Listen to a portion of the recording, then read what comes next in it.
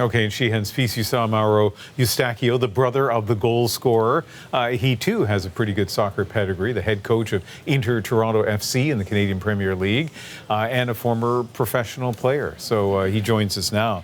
And Mauro, what was it like for you that moment, watching your brother score what turned out to be the winning goal? It was unbelievable. Obviously, the emotion was extremely high, extremely proud of him. Yeah, it's still something that talking about it right now still gets the goosebumps. Yeah, and you know what? A lot of Canadians who are not the brother of the goal scorer, of Stefan, feel that way. Have you spoken to him since the game? Yes. We got in contact yesterday after the game, and obviously, as you can imagine, he was pretty happy.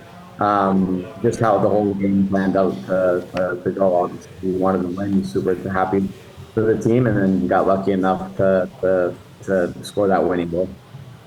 When I do an interview like this, I'm mindful of the fact that there are going to be people watching who know all about whoever you're talking about, in this case, your brother, Stefan. But there are other people who don't, right? And all of a sudden, they want to know more about, for them, this newest sports star in Canada. What should we know about your brother's journey from being a kid playing soccer to scoring at the World Cup? I mean, his journey is full of good stories. Growing up, he wasn't always the go-to guy at the team.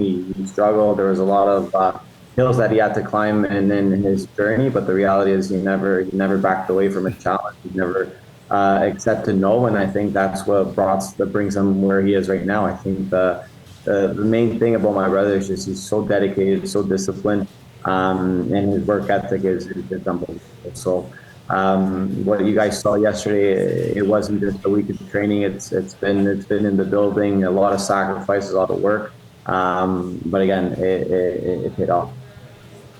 And for Stefan, explain to us where, outside of the World Cup, where his career has taken him, where he's playing now. He's been fortunate enough to play at massive teams. Starting his journey in Portugal, he went up the ranks quite quickly. Then he had a stint in Mexico playing for Cruz Azul, which is one of the biggest clubs in Mexico. From there, he went back to Portugal. He's been playing now with Porto for about 4 years, which is one of the biggest clubs in Europe. In the last 6 months, he was in LA. So again, he's been fortunate enough to always be at clubs where winning titles and playing important games is something that he's used to. So again, he's had a pretty good career.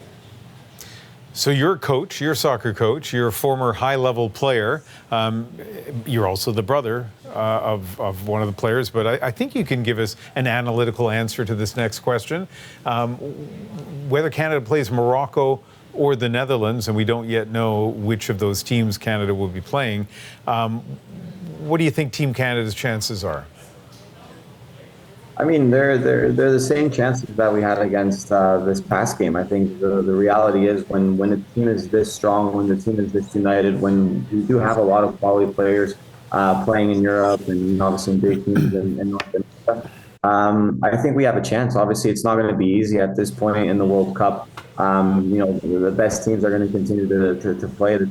The best players in the world are all in one tournament. But I think if we stick to the plan, if we continue to be that ambitious, aggressive team on the front foot, able to press players and play quite quickly vertical, I think we have the chances. All right. Well, that's what all of Canada is hoping for. Mauro Eustáquio, thank you very much for speaking with us. Thank you. Thank you for having me.